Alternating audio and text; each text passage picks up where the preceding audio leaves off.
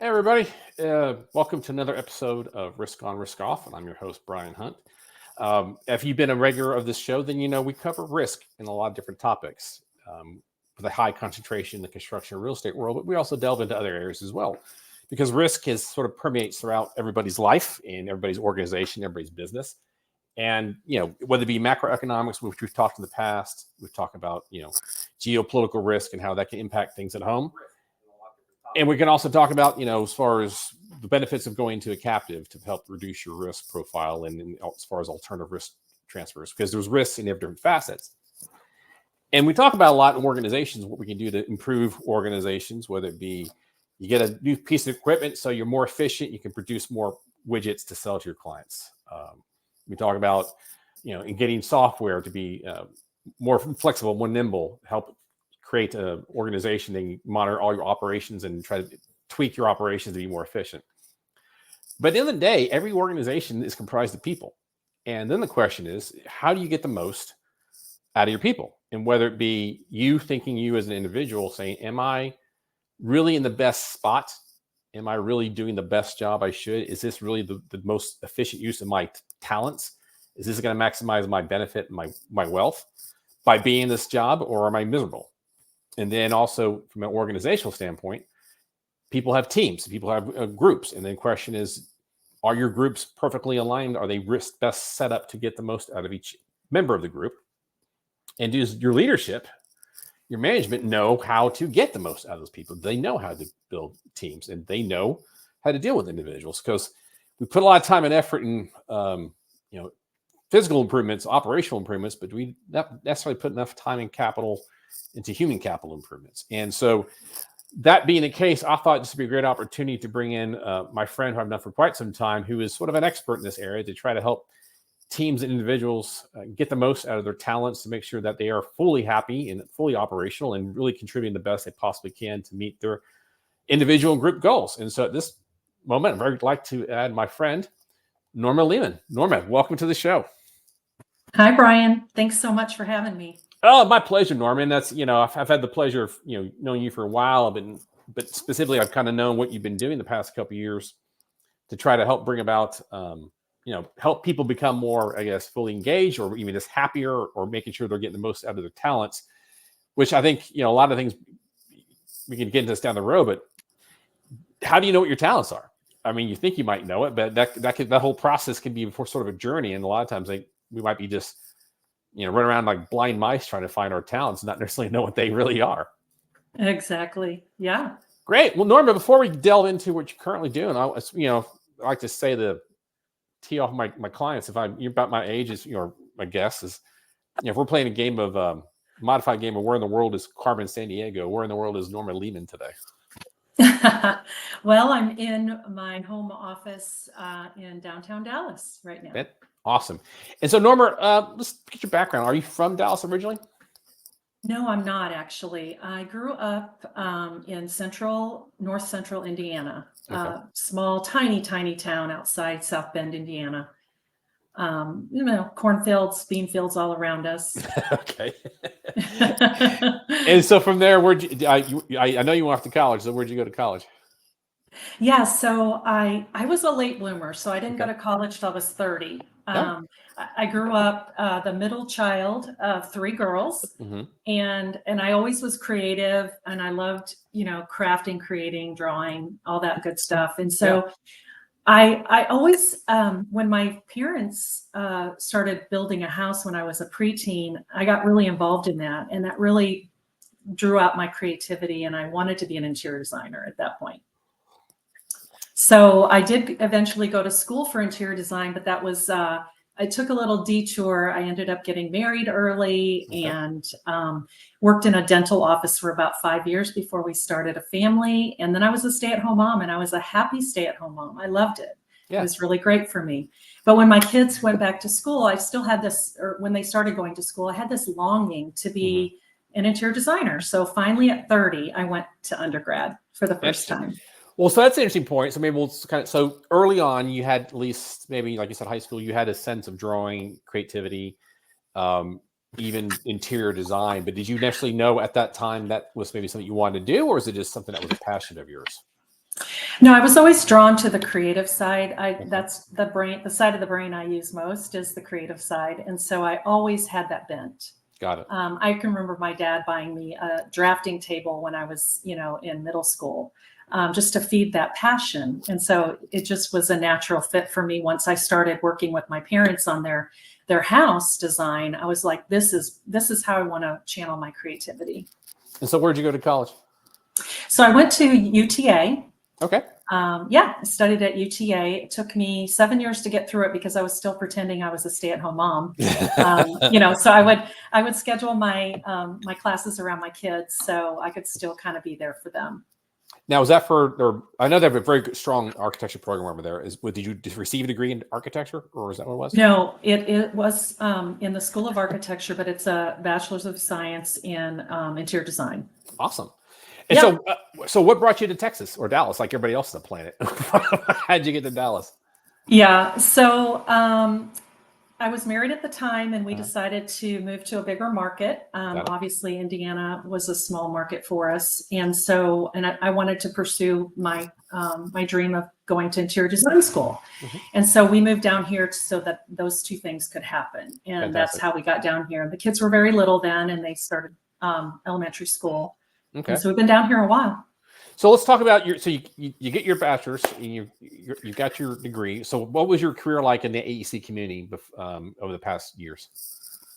Yeah, it's had its ups and downs. It's been very interesting. Because I'm a late bloomer, I've kind of tried to catch up with my peers, but I started out early in interior design working on healthcare design, and that was really cool. I studied evidence-based design, which was really basically the built environment does affect outcomes, whether positive or negative, and there's real power there. And so I started thinking, sustainability became really important in our industry about then. And I thought, this applies to all types of buildings. And so I got really interested in sustainability. And I went to SMU for my master's in sustainability and development at 50. Wow. And so from there, I started, doing sustainability work for the firm I was in. Awesome. Well, at this point, I'm going to take time. If everybody's watching the show back online, if you look at the bottom right-hand corner, you should see a picture of me. And next to it is an oval. It says add a comment. So if you have a question or comment you want to bring to Norma's attention, please go ahead and type that in and then press enter, and it'll come to my attention. And so as like an example, we've got a nice little applause here from Tommy Brashy going to you, Norma. So there you go. Oh, nice. Thanks, Tommy. Thank you. So, now, during the course of your career, I know you've worked here for some sizable general contractor in Dallas, and you worked your way up and became a principal. So during that time, as sort of like a management and leading teams, you also must have started getting a sense of people have different personalities and people have different strengths and weaknesses. How was that? And I guess not to say jump to where you are now, but I guess at some point in your career, you must have noticed or seen that people just are different. Yeah, for sure. I mean, we're just so all unique, and the dynamics of getting along with others can be quite a challenge. And I saw that, daily as I was working with teams and even outside the organization on project teams. And, 10 years ago, when I took an assessment, Clifton Strengths assessment for the first time, that's when I really had the aha moment that, wow, okay, this is really who I am. This is why I'm bent to do the things and behave the way I do. And, we're so used to trying to fix what we're not good at, right? And fixating on that. And really, it's about focusing on what you're really innately good at and building on that, leveraging that. Yeah. So you brought it up. And so I know this is part of what you're doing these days, but since Brendan brought it up, I want to add this, the document you shared me. This is sort of you talk about the Clifton Strengths, and this is what I diagnosed your 34 results. What does this actually pertain, and what is it? Yeah. What do you do to get this result, and what does it actually show? Right. Well, this is an assessment that you take online, and it takes about 30 minutes to do it. What it does is you answer a series of questions, they're timed, and you get this result. And what it is it's 34 talents. This actually is outlining talents, not strengths. Okay. And they're in order of intensity for you. And, 1 in 33 million, is what you are, right? So to have the same strengths in the same order or 1 in 33 million. But this really gives you a clue into where your superpowers are, right? Where the ones at the top are the ones that will provide you the most success in your life. The ones at the bottom are the ones that they're your weaknesses. You just need to mitigate those. You don't need to fixate on making them better. That's not where success is going to happen. And I think that's a key point, because I do think there is something said about knowing what you're good at, knowing what you're bad at, but then not necessarily, okay, then I really got to improve my weakness. Well, no, they're your weaknesses, and you may not get the rate of return you would if you were to say focus on your strengths. Yeah, but remember, growing up too, when we bring our report cards home, right? Yeah. And we'd have a low grade in math, for example, which was me usually. Of course, you'd get a tutor in math and you try to get better. And that's okay to try to, improve your grade. But in life and in your career, if you focus on just continually trying to, get better at something you're just not naturally good at, you're going to get incrementally better. And you might even do a decent job where your boss looks and says, you know what, you're doing a great job. I'm going to give you more of that. But that is going to drain your energy because that's not where you naturally live, right? That's not how you naturally behave and think. And so if we understand what's at the top, then we can leverage that. If we understand what's at the bottom, we can choose to mitigate that either by partnering with someone who's good at those things, or, there's other ways to mitigate that. But we need to be aware of them. We can't ignore our weaknesses. And so, Norma, I mean, if it ties in, so then you spend a lot of time within senior leadership of a large general contractor in Dallas, and then this sort of path took you to the point you went off on your own. In which we talk about, like, one of the largest risks a person can do is ever just start a firm, Yeah. Imagine. So talk about maybe what was the desire to make that plunge as far as to start going down this path, especially, later in life, you're not out of college, you're past college.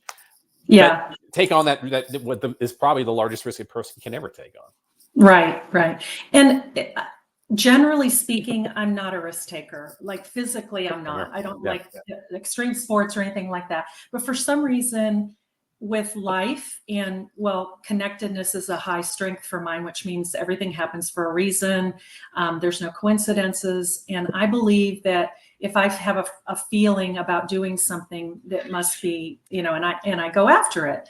And, some people say that I'm brave or stupid or whatever. I don't know what it is, but I heard a quote once that I really loved, and it said, both faith and fear demand you to believe in something you can't see. So you decide which one. And I just go with faith. And, so for me, working in the industry within a firm, I always was drawn to the people. The people were always what it's been about for me, right? Developing them or getting to know them or picking their brain. And so, because I was in business development, team leadership, I'd coached, mentored at work, I started thinking, this is what I want to do the rest of my life. This is what I want to focus on. So I started 3 years ago, 4 years ago, I started taking my certifications for coaching, and I received them.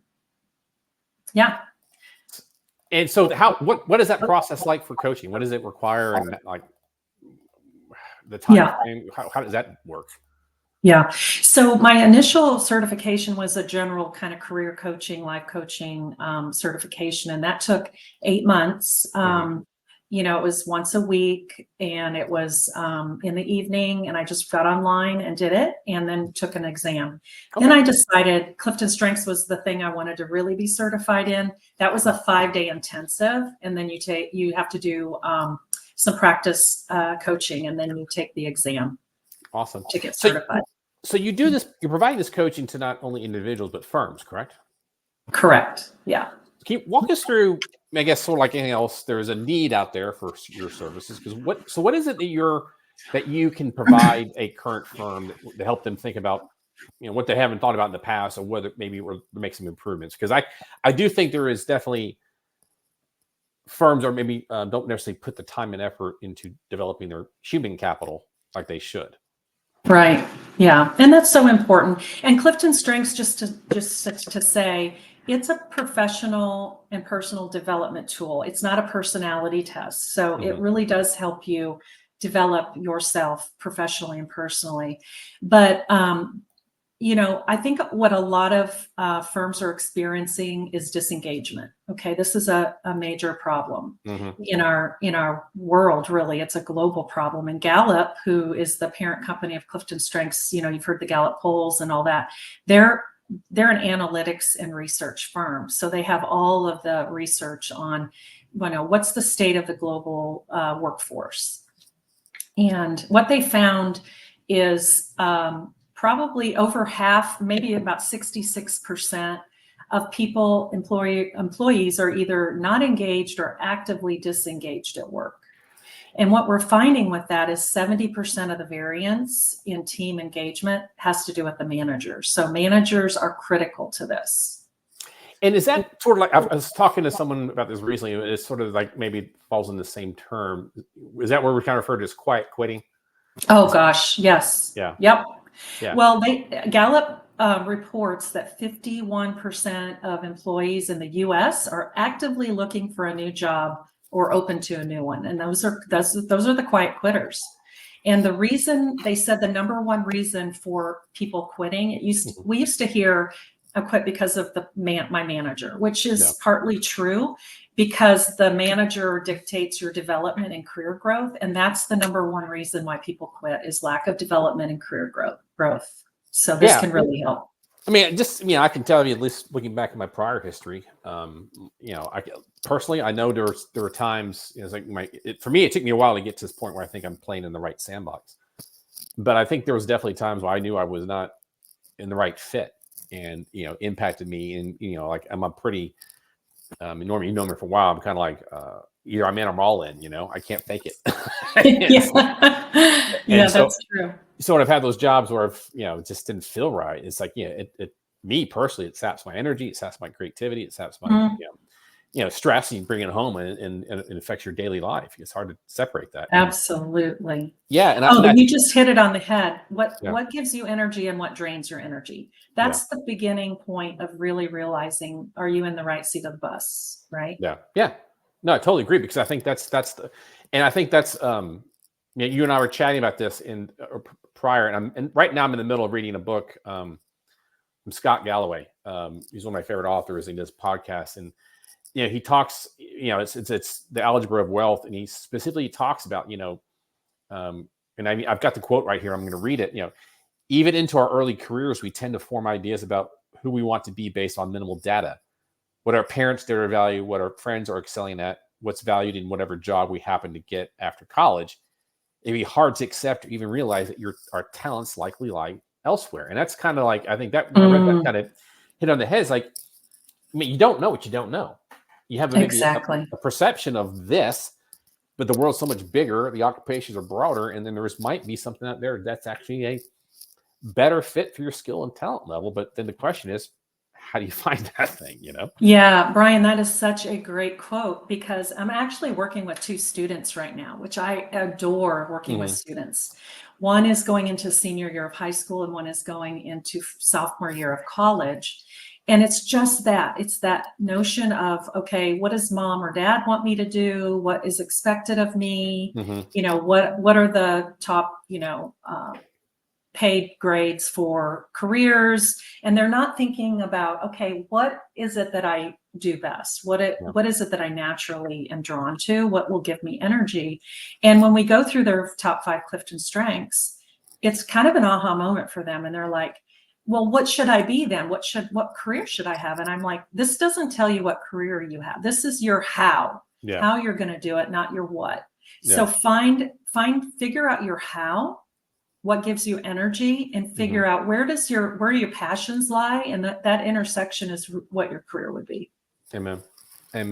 So, talking about, with as far as to companies, whether it be, 'cause I know you work with managers in senior executives and teams. What is sort of the, as you get brought into these organizations, what are sort of some of the common errors or bad practices these firms are engaging in, as far as, because I think, I personally, I don't think, it depends on the nature of the company, the size, but I don't think, especially maybe smaller or middle-sized firms, really necessarily put a thought into training the management respects to Right. not maybe train managers how to do the job, but do they necessarily know how to interact with people? Well, and I think, and I've had just amazing companies that I've worked with so far in my, in my career in coaching. But here's the deal. Managers, like I said, are the make or break of the organization. They really, really are. And companies are, they have good intentions. They're developing their managers, but they're developing them sort of in an old way, the old way. There's new workplace expectations that people are coming into the workplace expecting. They don't want a command and control manager anymore. They want a coach-like manager, right? Yeah. They don't just want a paycheck. They want a purpose. They want development instead of just, a job, right? Yeah. And so if we train our managers to be more coach-like, then their teams perform better. They're going to be happier. They're going to have better quality of work. They're going to retain those folks. So really, development for the managers is the most important.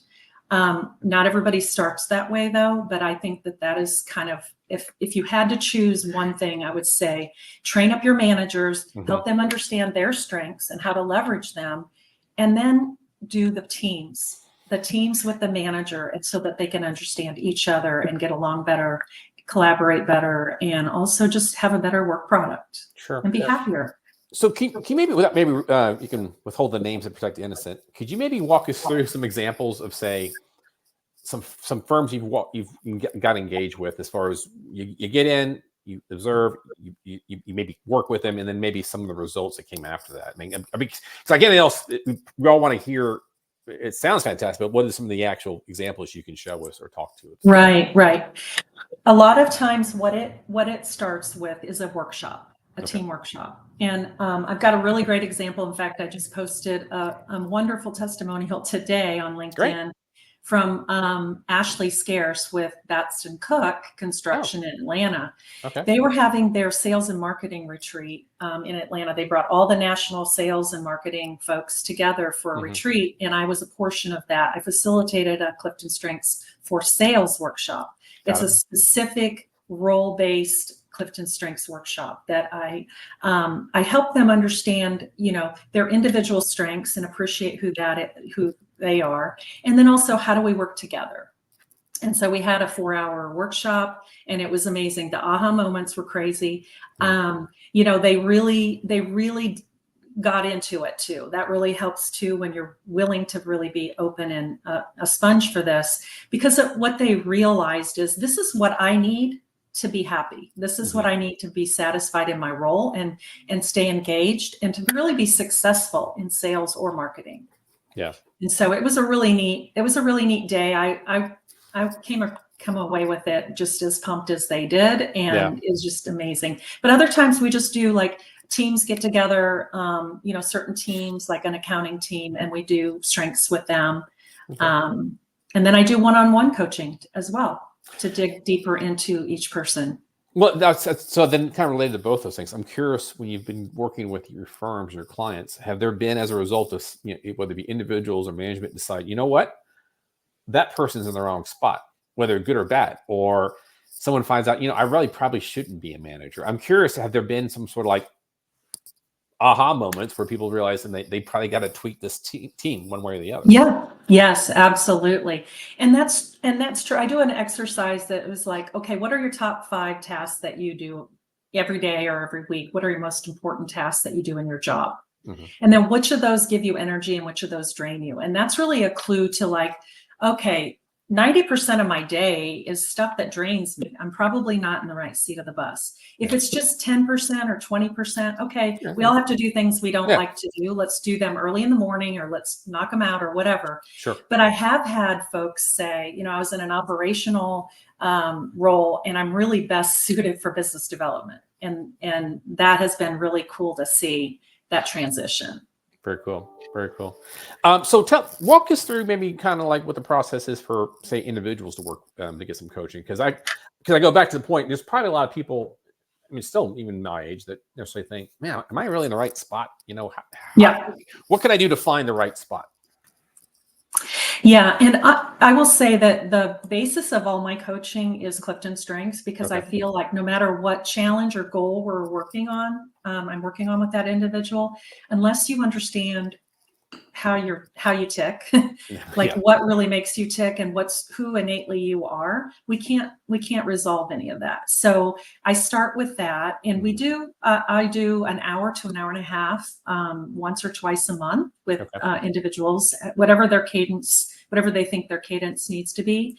And I will tell you, speaking about just the disengagement and quiet quitting, probably over half of my one-on-one clients right now are seeking what's next in my career. What's next? Am I in the right place? What do I need to do to transition to something different? So it's really interesting.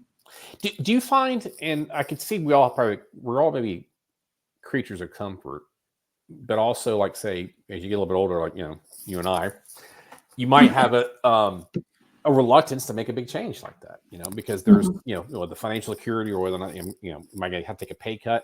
But do you find people are willing to take maybe a pay cut to be happier? Yes. Yeah. Absolutely. I've seen that. Yeah. And I mean, I'm not going to say they're dramatic pay cuts, but I think we're all, 10%, whatever. Honestly, we all say this since COVID, we've reassessed kind of what's important to us. And sometimes just happiness and life satisfaction, basically overall well-being. Well-being is a big thing. And Gallup actually measures well-being, and that's part of it. Your career, what you like to do every day. If you get to do what you love to do every day, you're going to be way happier, right? Yeah. And so people are interested in that. I also have found a lot of people that say, okay, I'm going to really figure out what I like to do outside of work that's going to bring me that joy, right? A volunteerism or something like that. So that's always another option. So just remind people, if you're just joined us or if you've been watching, if you have a question for Norma, please look at the bottom right-hand corner. You'll see a picture of me next to an oval where it says add a comment. So if you got a question or comment for Norma, please go ahead and add it there. And as long as you keep it clean, PG, I'll add it to bring to Norma's attention. So Norma, this kind of ties in, though, when I talk to people in the show, and we're trying to, we talk about, the interdependencies of risk, because you could do something here and it daisy chains throughout here, or just a lot of different factors come into play. And you made something comment that I want to circle back on and get your opinion on when you're talking to managers, and maybe what their perception is before and after. Because obviously COVID changed a lot of things, in the sense that, especially in the white collar trade or service sector of the economy, before COVID, maybe you had some, maybe you got the opportunity to work from home, like when the kid's sick, or the cable guy's showing up, whatever. But a lot of times there's still an expectation to be in the office. And since you and I both have backgrounds in construction, that we all know that's a very old school mentality for construction. And then things progress. We find out, hey, a lot of us can actually do our jobs just as efficient, if not better, than we did being in the office. Then you have, take into account, you've got, the baby boomers are retiring, and other generations have lower birth rates. So there's a lot of spots that are opening up that aren't enough people to fill. And with that comes, it's the basic economics of supply and demand, where the demand is outstripping supply.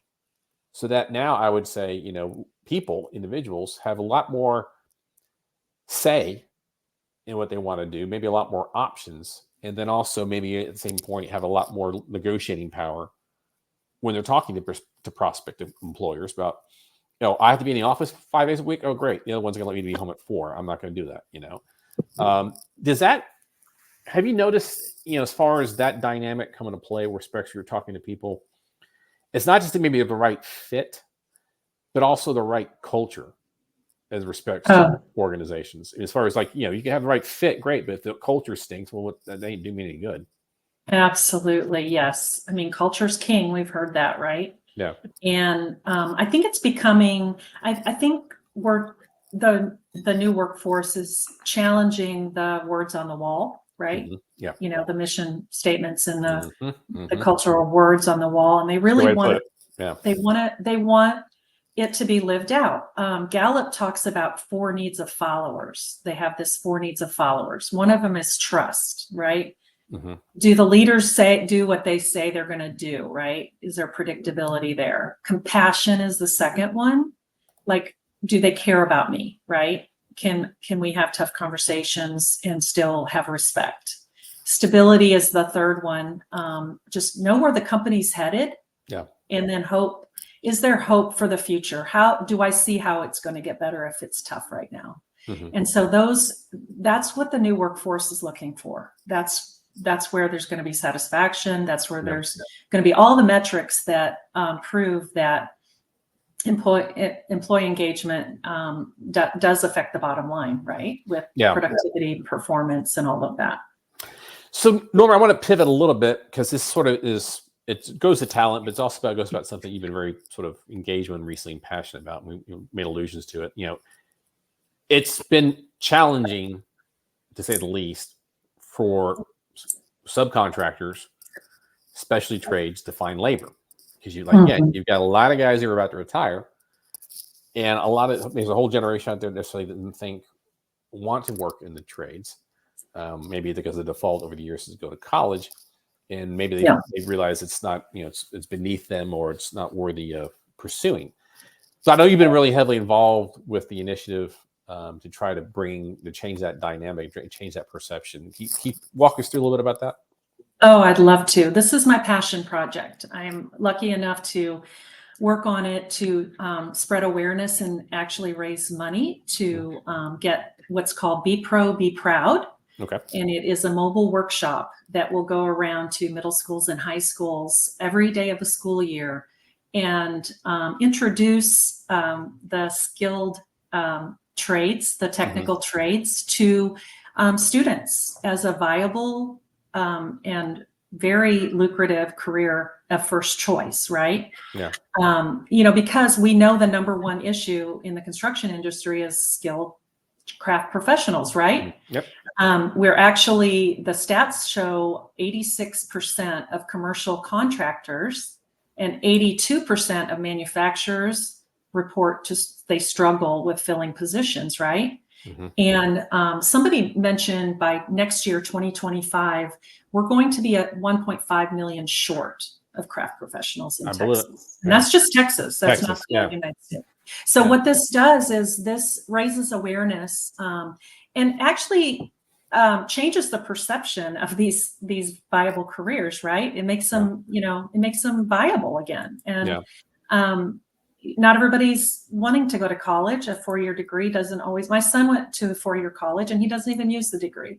So there's other options, but some of these students don't even know that these are options. And when they go onto the mobile unit, which is a semi-tractor trailer outfitted, and it pops out and it has all these VR and AR stations, so they can actually experience what is it like to be a welder. Yeah. And what is it like to be, a truck operator? What is it like to be a lineman? All of these, craft professionals, and then they have an opportunity while they're on the mobile workshop we call join the movement. And so this is going on in 7 other states right now. It started in 2016 in Arkansas. So we're trying to get the first mobile workshop in North Texas, one of many that will be in Texas eventually, because they're such a huge state. Yeah.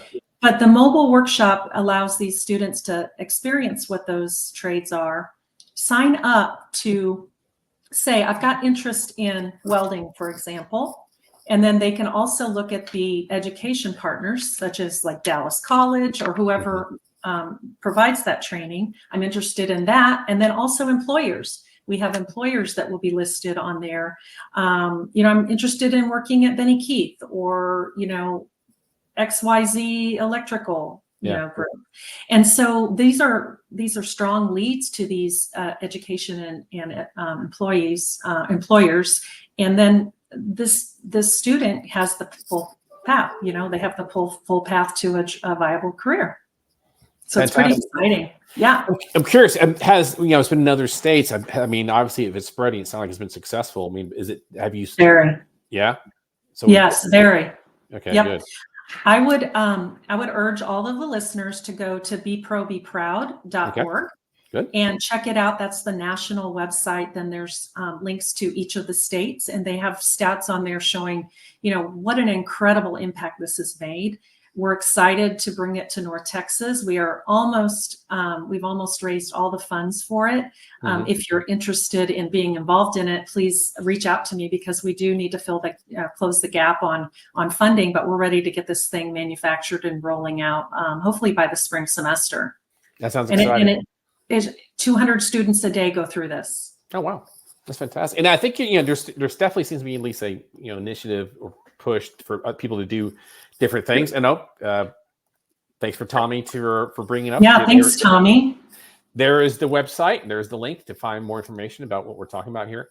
Because there are so many different initiatives out there in the sense to trying to, with industry and community colleges try to put together something to try to bridge that gap between someone coming out of high school and maybe as a worker. And then you made reference to Dallas College. I was recently at a event that Texo, our friend Melanie was behind.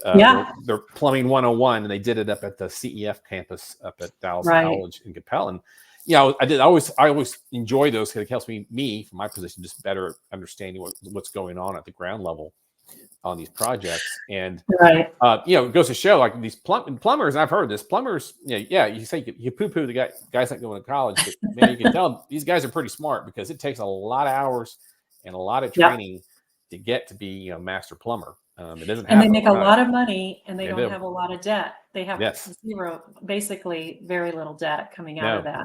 And that's a really good point too.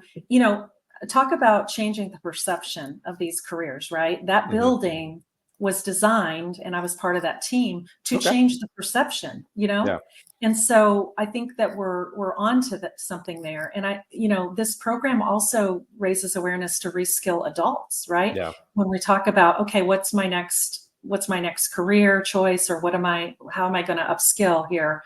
Adults are going through these programs as well, and finding out that they can really get ahead in life. And you can make a lot of money being a plumber.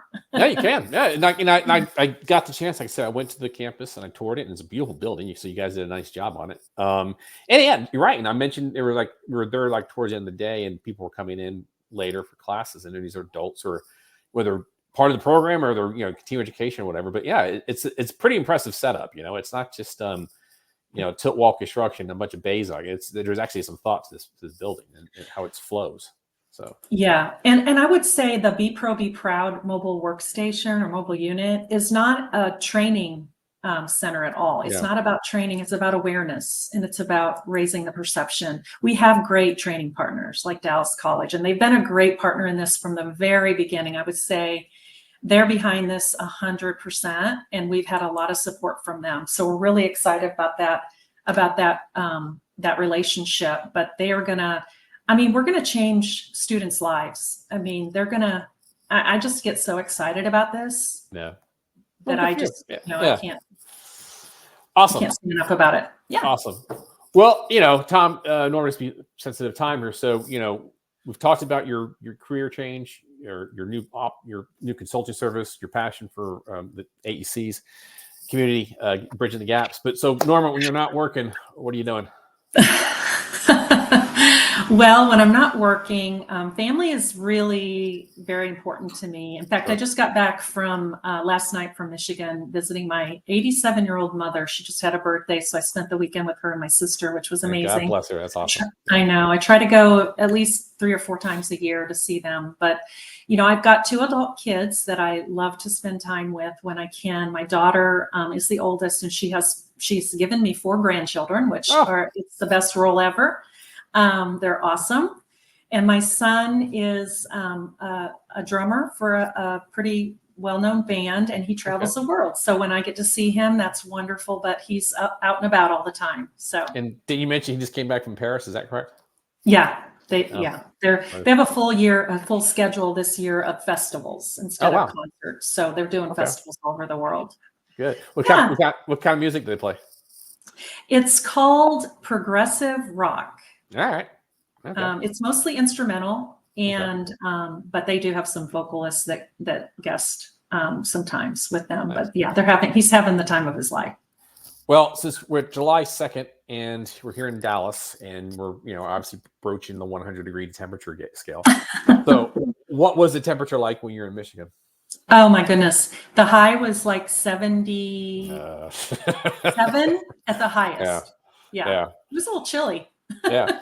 Well, it's interesting. I think I was telling you, I've a friend of mine, him and his family they have a second house up in upstate Michigan near the water. And there is, and I've talked about this in my post, there is definitely a noticeable trend in people saying like companies and corporations, individuals, starting to acquire land in the Midwest because for this purpose, because as my wife has kind of told me, she's not sure how many more summers she's got left in Texas. And so it's brutal.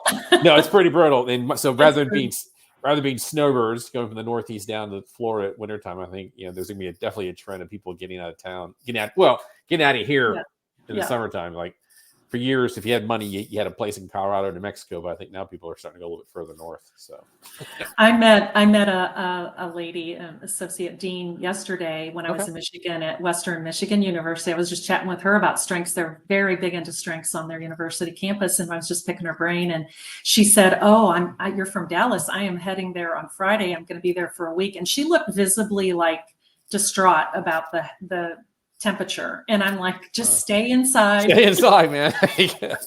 She was visibly distraught. Air conditioning and pools. That's all I can give it to you. Exactly. So Norma, if someone wanted to reach out and contact you in respects to maybe using you or services, what's the best way to do that? Yeah. Email me at Norma@Boundless Potential Coach, or you can go to my website as well, and it's boundlesspotentialcoach.com. Fantastic. Norma, thank you so much for your time. It's been very informative, insightful. And, I think there's a lot of need for people like you because you don't know what the future is. You don't know what you don't know. And maybe a little guidance to help you get you in the right seat, in the right spot on the bus can probably improve a lot of people's lives in emotional well-being for sure. So thank you, Brian. I really appreciate it. You bet.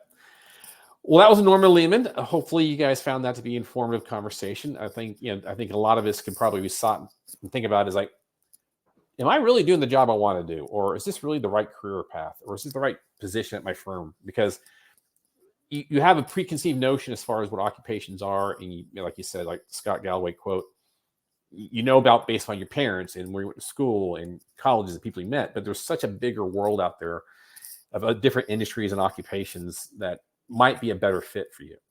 And like you say, it's a job. It takes a lot of your time, and it can take you and you can bring it home and impact your life and cause you stress and conflict at home. So if you could find a position that makes you better and happier, not only will it improve your quality of your life, but also probably improve your financial benefits as well. So like all things, guys, if there's a individual or topic you would like to see on this, please send me a note on LinkedIn. I'd love to have them.